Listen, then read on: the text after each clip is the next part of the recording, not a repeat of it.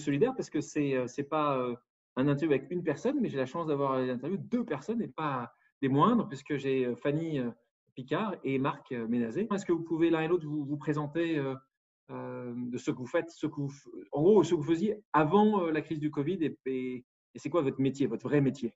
Bonjour, Fanny Picard. J'ai créé Alter Equity, qui est une société de gestion gérant aujourd'hui deux fonds d'investissement dans le private equity. On a été les premiers à définir une philosophie d'investissement autour de l'idée People, Planet, Profit, ou autour de l'idée que l'intérêt général puisse être soutenu par l'investissement.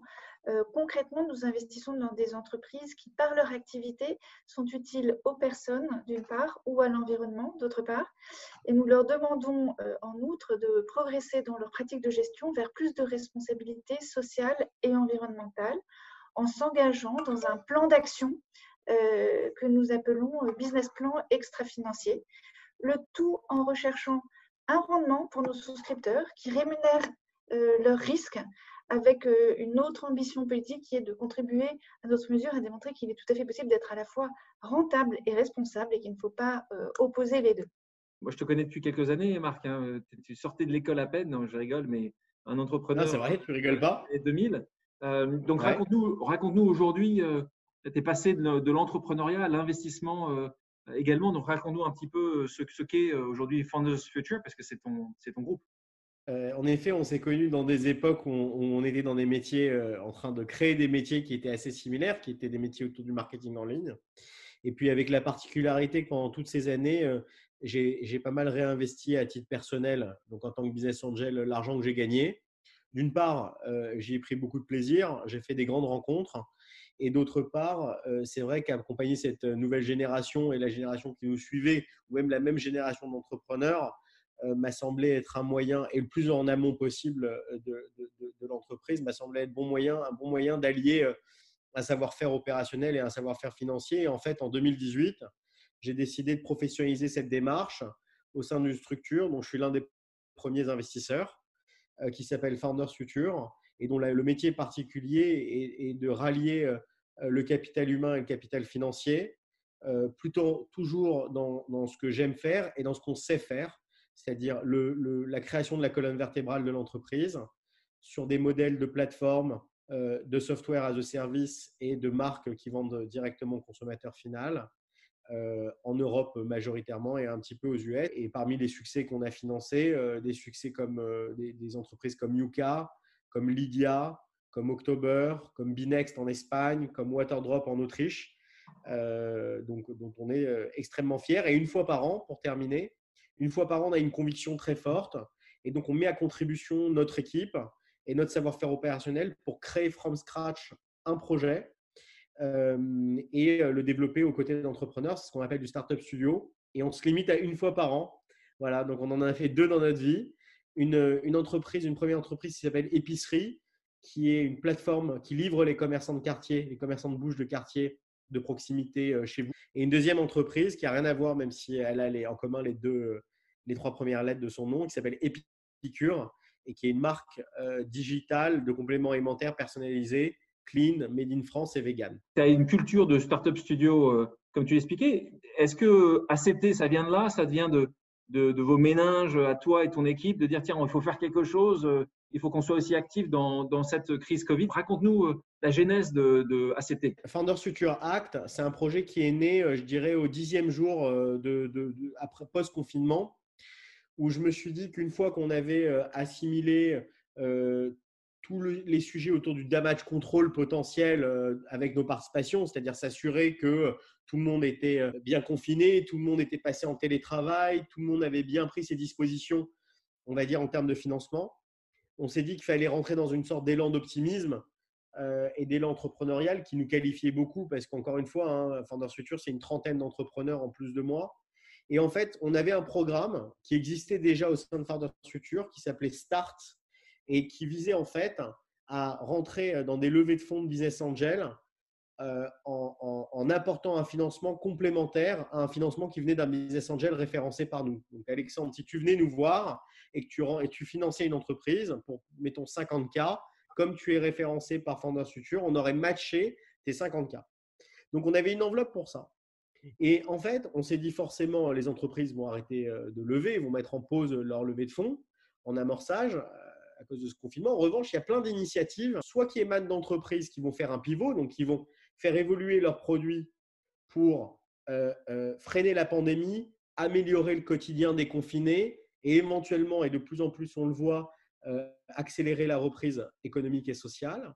Et donc, on a envie de mettre cette enveloppe à contribution de ces entreprises dès lors qu'elles font du bien à la période et surtout qu'elles ont un potentiel, si tu veux, à perdurer par la suite. Et donc, en quelques jours, on a rédigé donc un cadre de financement qui s'apparente à un programme d'accélération, un process, et voilà comment on en est arrivé à donc, tu peux nous parler un peu du montant que vous avez mis dans ce projet ACT ou ACT? Donc, dans ACT, on a mis en fait une enveloppe d'1 million d'euros, qui est une enveloppe d'1 million d'euros pour financer en quelques jours, sous forme d'un BSA, jusqu'à 75 000 euros. Donc, et ensuite, une fois qu'on a financé ces 75 000 euros, l'enjeu, c'est de rentrer en contact avec les entrepreneurs, l'équipe d'entrepreneurs, travailler avec eux et bien sûr investir plus et accompagner l'entreprise. On a voulu apporter à l'entreprise, si tu veux, quelque chose qu'elle ne pouvait pas acheter, qui n'est pas de l'ordre du financier, c'est cet accompagnement. Fanny, c'est là où tu rentres en jeu. Donc là, tu es allé taper à la porte, tu es allé discuter avec soit, tu parlais tout à l'heure de Julie, de Yuka, des équipes de Lydia, tu es allé voir quelques-uns autres, Ronan, ancien Arkea, mais aussi Fanny, pour justement leur apporter à ces entreprises autre chose que tu dis d'argent, c'est-à-dire un talent fou. Fanny, toi, la seconde où Marc t'en a parlé, tu as dit oui, je sais que tu n'as absolument jamais le temps de pas grand-chose autre que tout ce que tu fais déjà. Comment tu as réagi à ça? Et pourquoi tu as rejoint le projet ACT en tant que marraine? J'ai trouvé que c'était une très jolie idée. Marc, comme tu le dis aussi, est un très bon vendeur. C'est quelqu'un que j'apprécie beaucoup. Je me suis dit que soutenir à la fois ce que fait Marc et cette très belle idée était incontournable et donc qu'il fallait que j'assume une responsabilité en dehors de l'intérêt de mon fonds.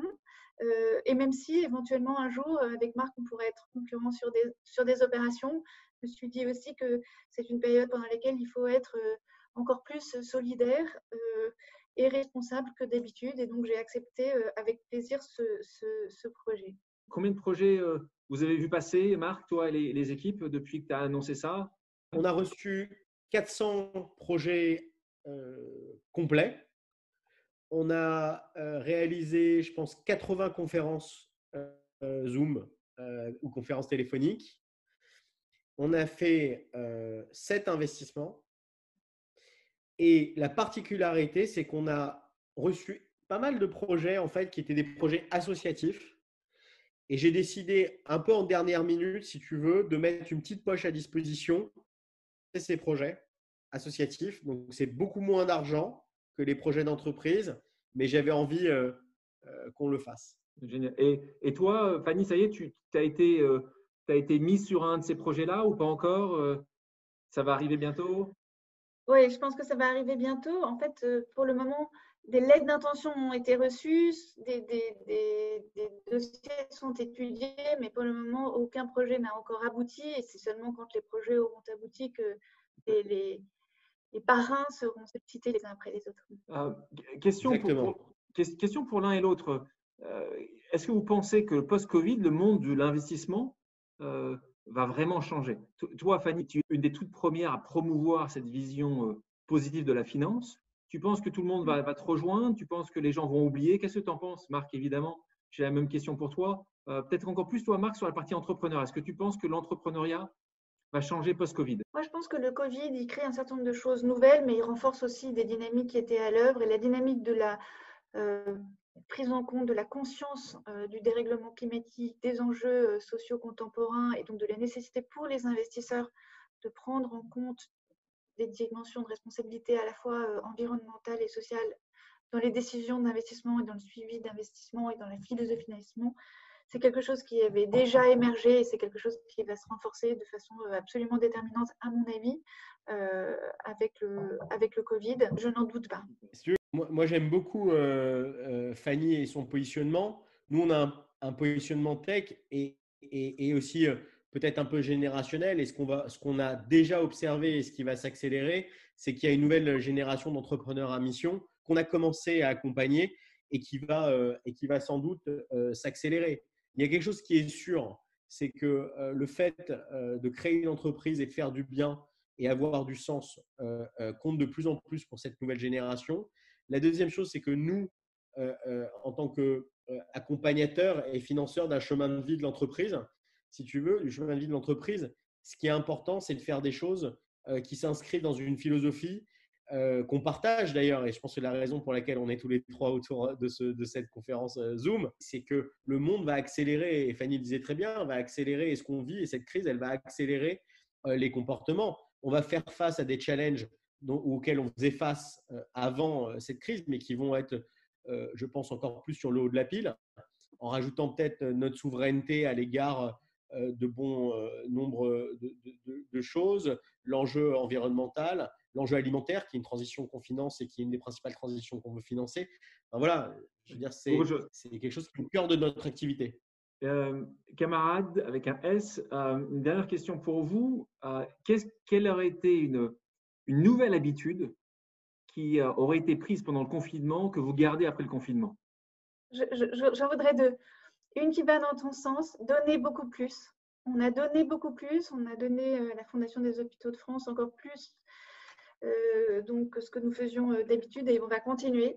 Et puis, je crois, et on en parlait récemment avec Marc, que les habitudes liées au digital vont se renforcer énormément. Et en tout cas, nous, je pense qu'on aura passé une étape en termes de télétravail. Moi, je n'étais pas hyper enthousiaste avec l'idée du télétravail et voilà, j'ai compris à quel point ça fonctionnait bien. Je pense qu'on continuera en tout cas. Et Marc, toi? Écoute, je peux que rejoindre Fanny déjà sur le fait de donner. On a été aussi dans cette posture, que ce soit avec ce qu'on a fait avec Act ou même avant. On a pas mal donné à l'Institut Pasteur et aux équipes de recherche sur le Covid. Et la deuxième chose, c'est que le bon vivant que je suis me dit que j'ai encore plus envie de consommer local, ultra local et chez les commerces de quartier parce qu'au fond, on a vu qu'en cette période, ils étaient un maillon de la chaîne exceptionnel, tant d'un point de vue de l'accès aux produits que sur la qualité du produit. Voilà, qui sont deux choses qui m'animent. Camarades, merci d'avoir pris le temps dans ce rendez-vous solidaire. Les 3 P. On adore. Rappelle-nous les 3 P, Fanny. People, Planet, Profit. Magnifique. Ciao. Merci. Bisous à vous. Ciao. Merci.